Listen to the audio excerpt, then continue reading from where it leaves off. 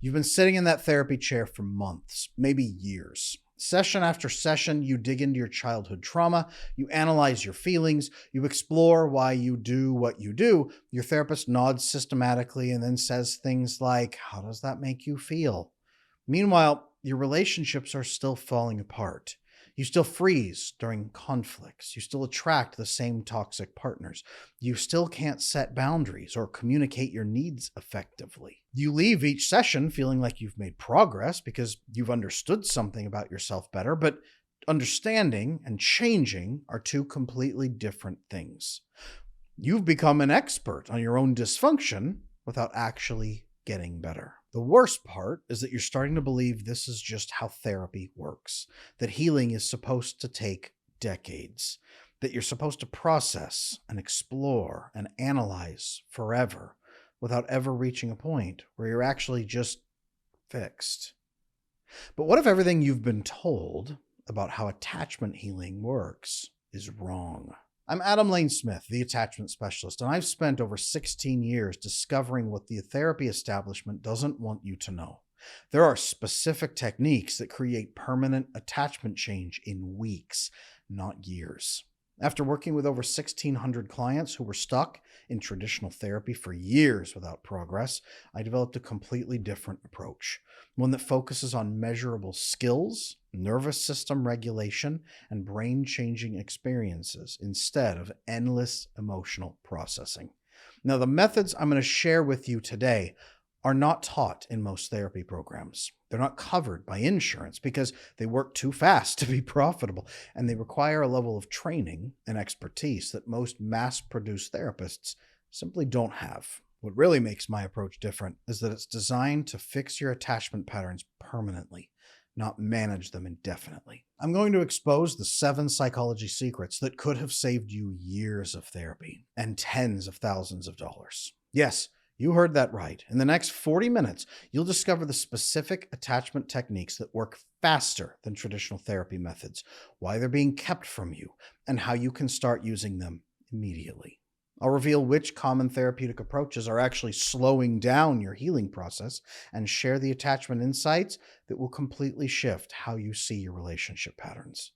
Most importantly, you'll understand the biggest gap between what attachment research shows works and what most therapists actually do in their practice. So let's talk about how to go from assessment to brain change in weeks, not years.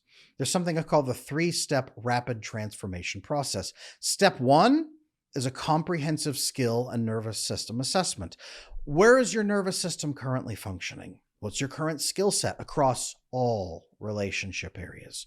What's your actual relationship status across your entire life? Most therapists skip this crucial diagnostic phase. What they do instead is something called a diagnostic assessment, which captures your symptoms. What symptoms are you experiencing? What's your family of origin? Where are you unhappy? They focus on where things are wrong and bad and sad and broken, and then give you a diagnosis, and then prescribe you more or less a cookie-cutter approach to deal with the diagnosis, rather than saying, where are your skills short? Where are you missing knowing what to do, and how can we get you there? Step 2, after assessing your nervous system functioning and your skill gaps, is rigorous skill training and nervous system management. Mapping out the specific skill deficits allows you to create targeted training plans to fix the skills. Look, if you grew up in a family of origin of pain and struggle and misery and unhappiness, and you open your toolkit for relationships, you will find when things are miserable and awful and people mistreat me, here's my skills. When people love me and care for me, I have no skills. I don't know what to do. And if your nervous system is very dysregulated, you're going to have a very hard time even trying to learn what to do.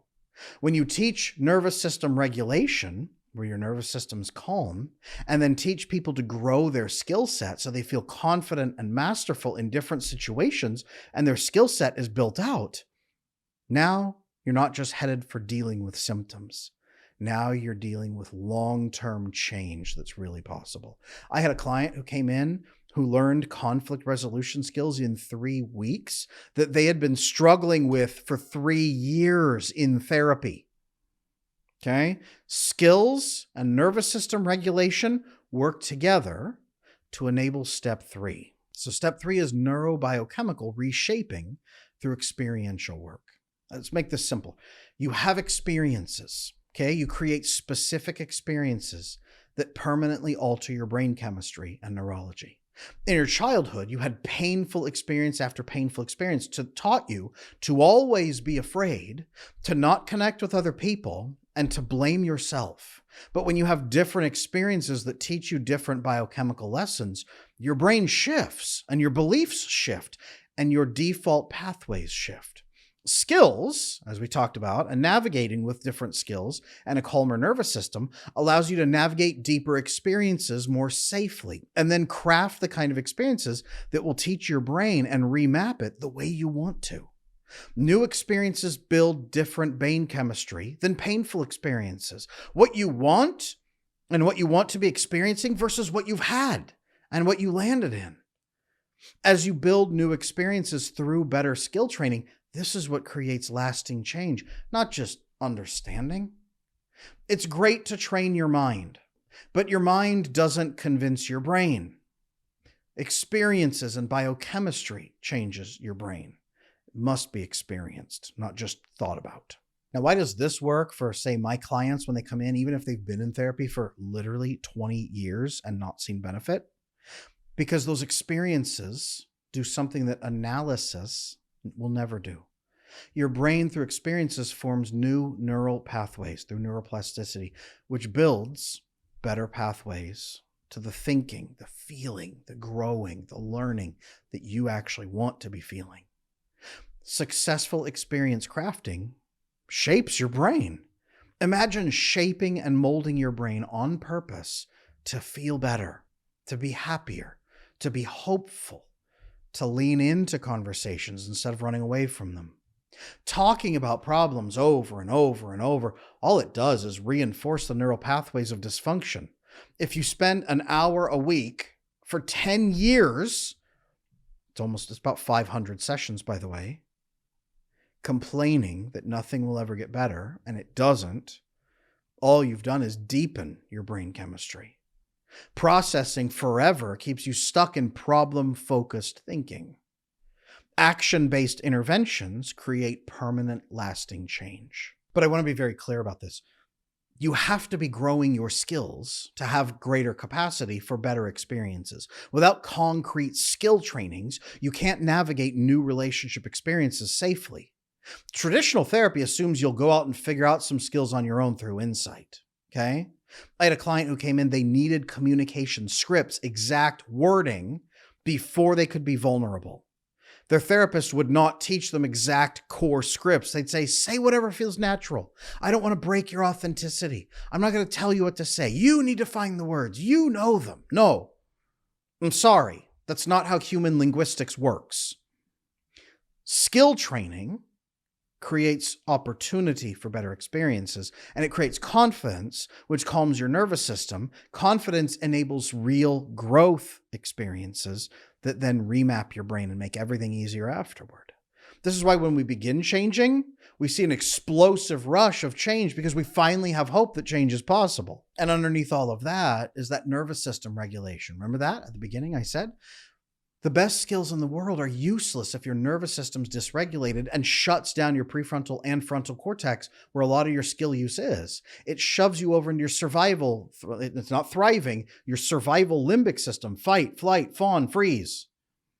You're not going to be using very many good skills over there. Most therapy focuses on understanding your triggers, not managing them, so that you can then take action. Regulation training makes skills usable in real situations.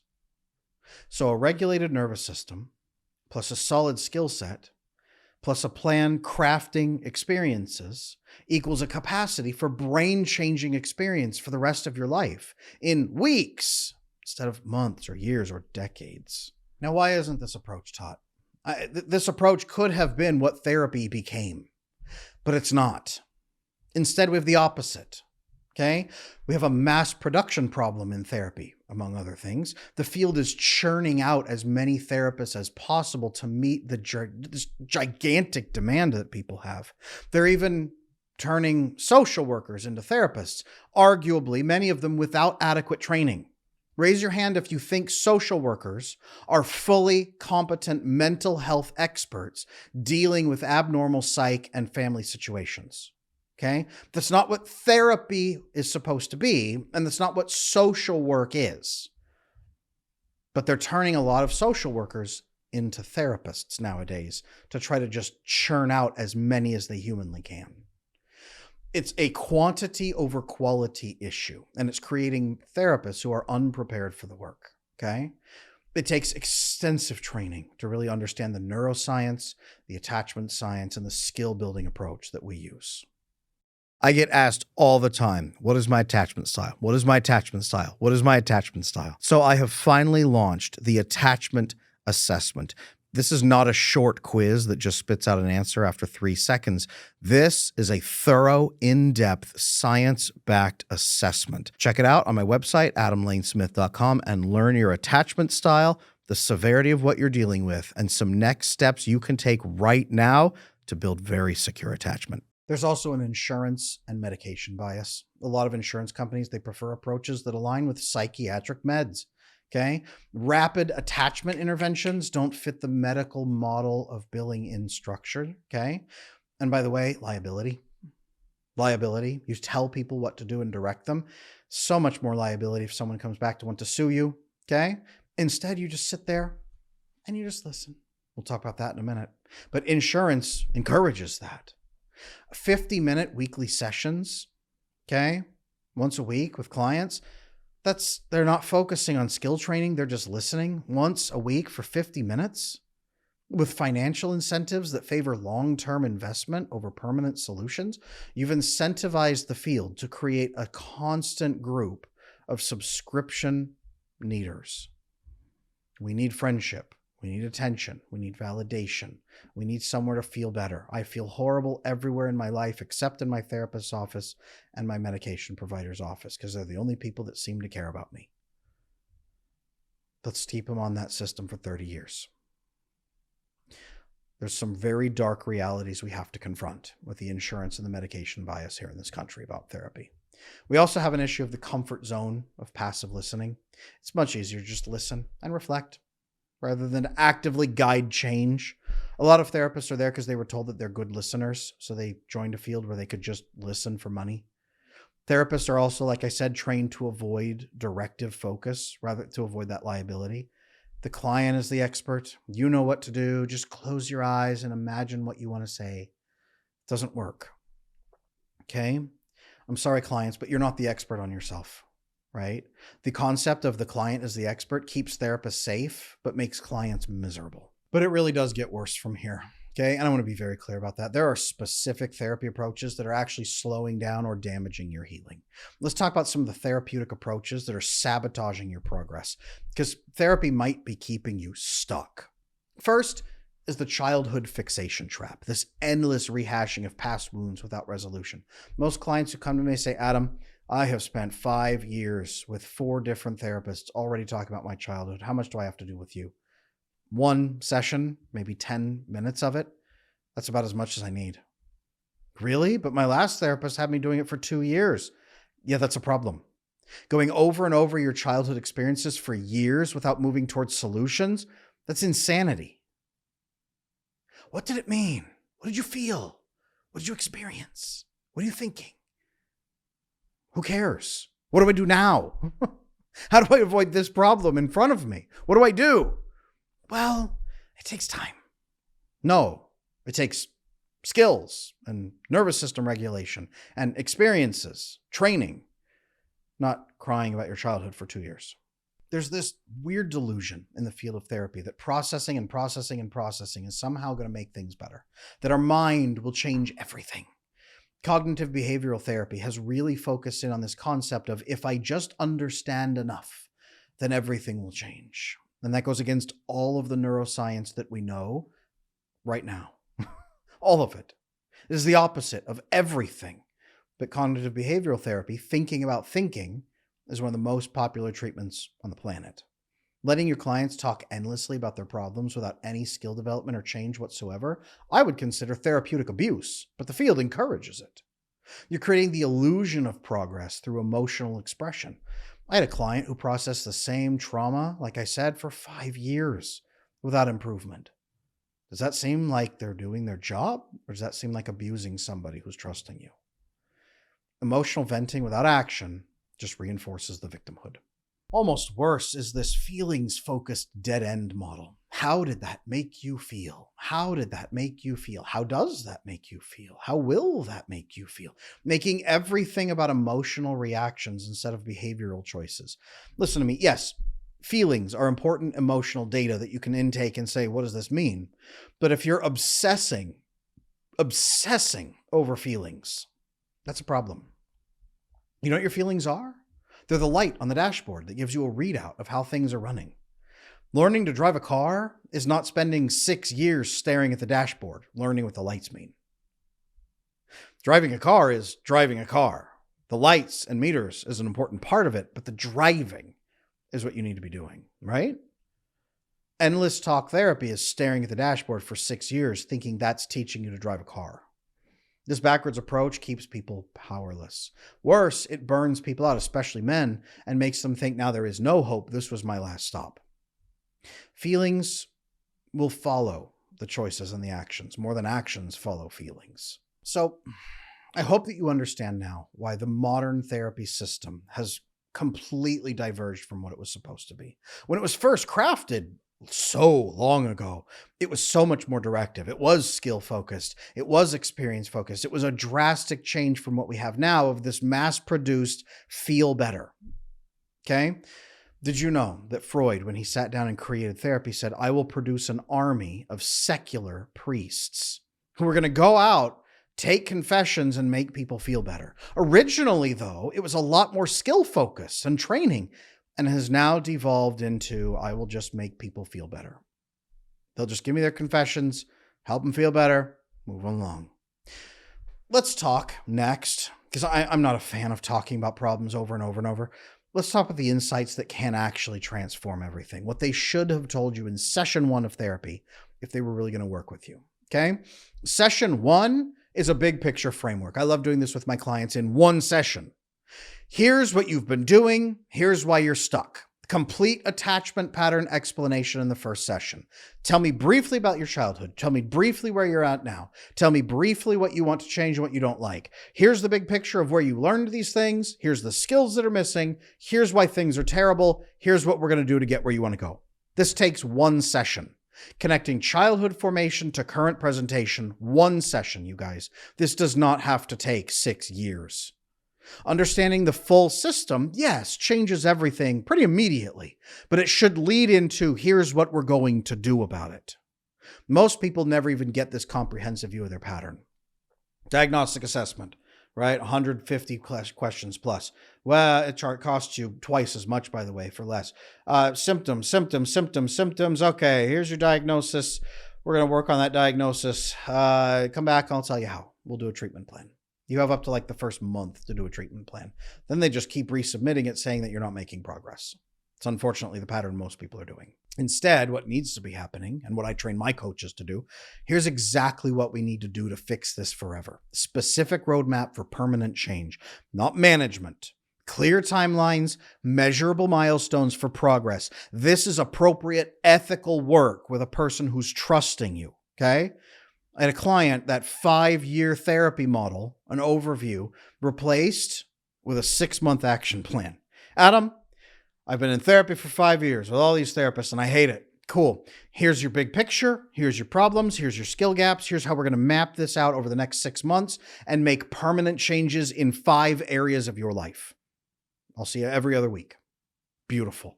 At the end of 6 months, massive progress. This gave him hope, clear direction, acceleration, and results. That's the ethical system, you guys. The biggest game changer for most people, though, is the missing variables revelation. Most people come in and say, I don't know, my relationships are bad because I'm bad. Well, no, let's look at what skills you're missing. Let's look at the variables here. This is the problem. Here's these problems. Here's these issues. Here's why things aren't lining up. Solve this. Let's fix this. Let's teach you this skill. Showing people exactly what skills and experiences they're lacking, game changing. Explaining why previous attempts have failed, game-changing. Connecting attachment theory to neuroscience and biochemistry, game-changing.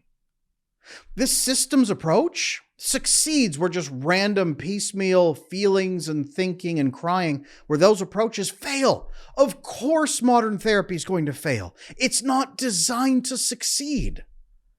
It doesn't follow any of the science that we understand. It actually opposes most of it.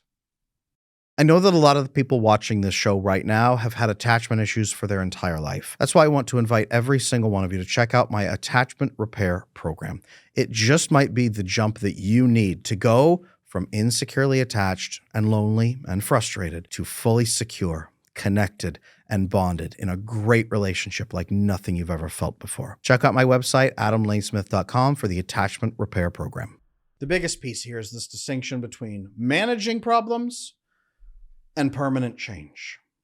Most therapy teaches management, not permanent resolution.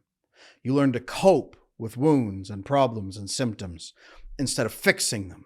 You have a lifelong dependence on medication, lifelong dependence on a subscription friend who always asks you, how does that make you feel? Management keeps people stuck in this patient identity. You are sick. You need meds. Then you come here and tell me how sad you are, and that's a different kind of medicine. Your therapy session is a subscription. It's a medication that you take once a week. Permanent change means graduating from needing ongoing therapeutic support into being fully independent and thriving.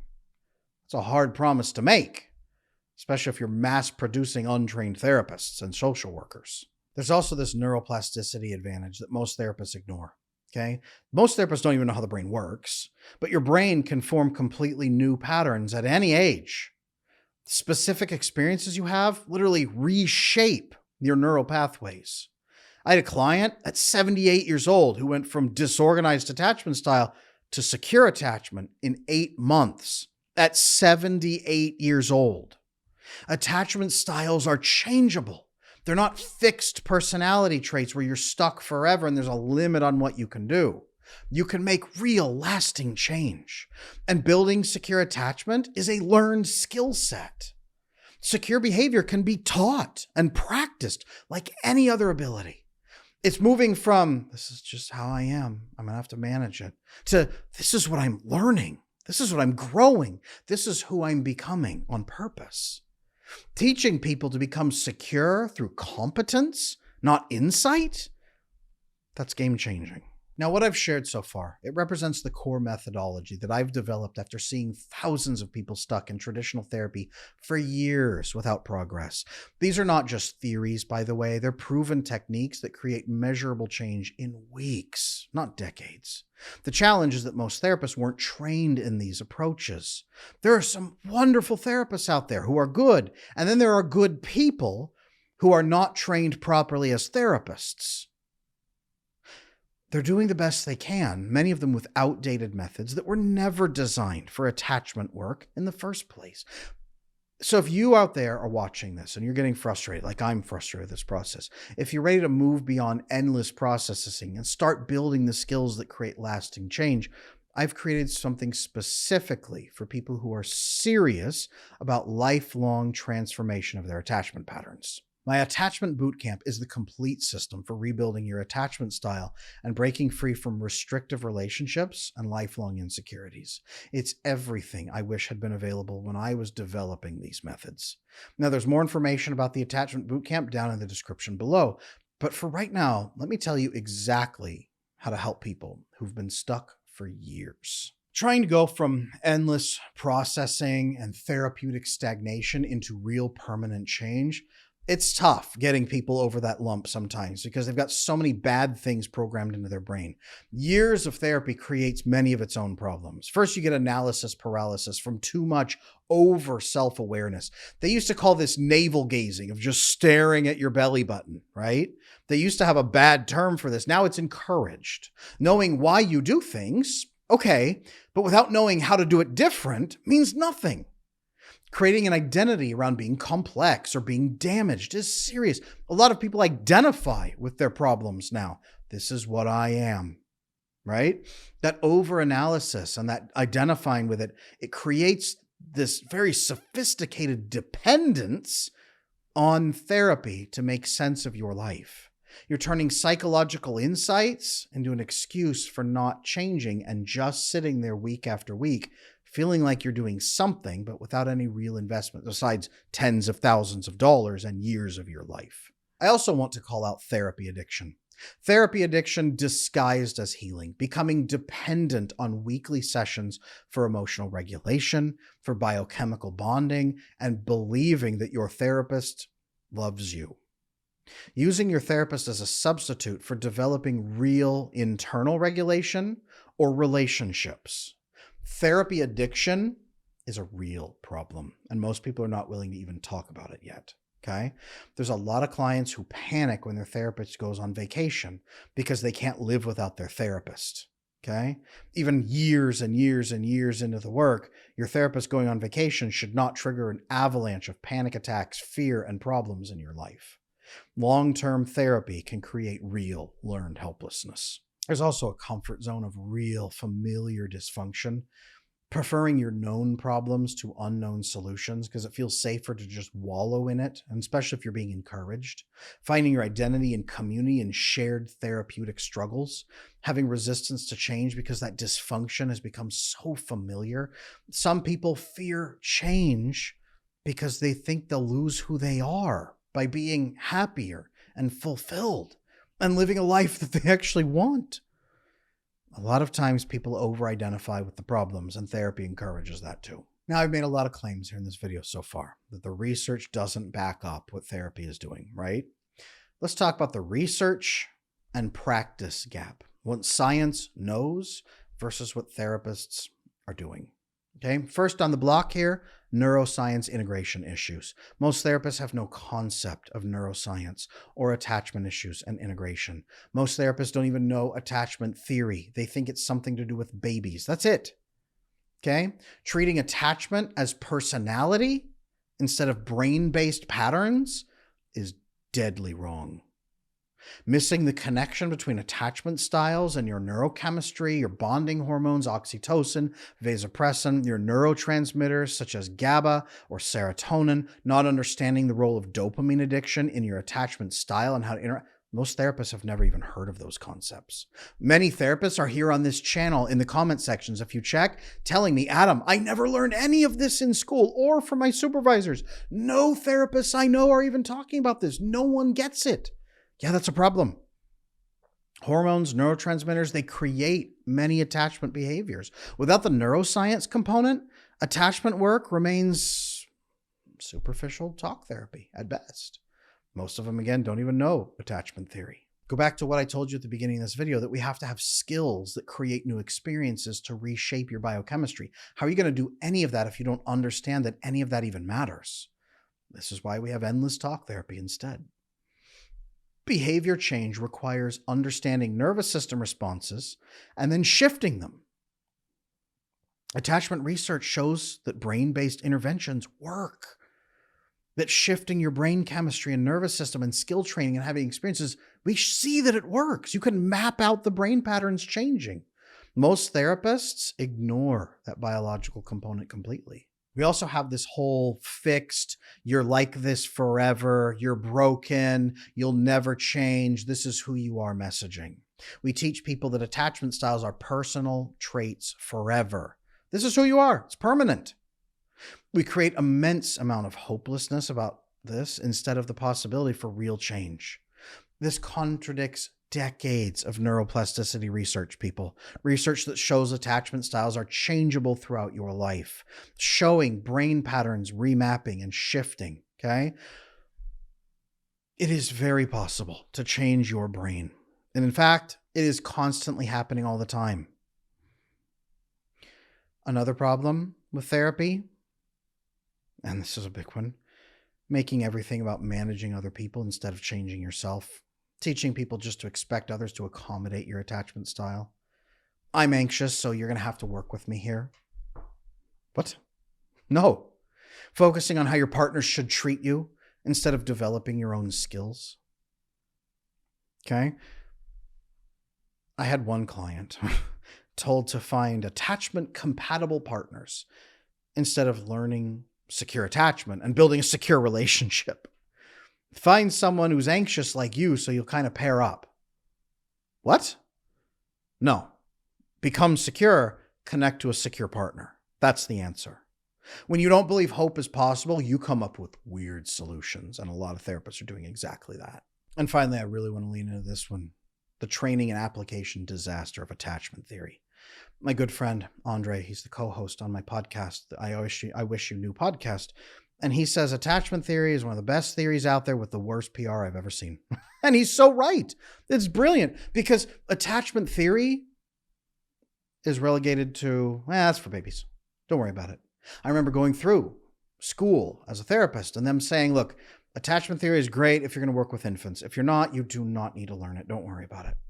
And as I've traveled around and spoke to therapists from many different countries and continents, this is the messaging they received too. Attachment theory is barely even taught. Adult therapy focuses on diagnoses and medications. That's it. They don't even teach you how someone develops mental disorders.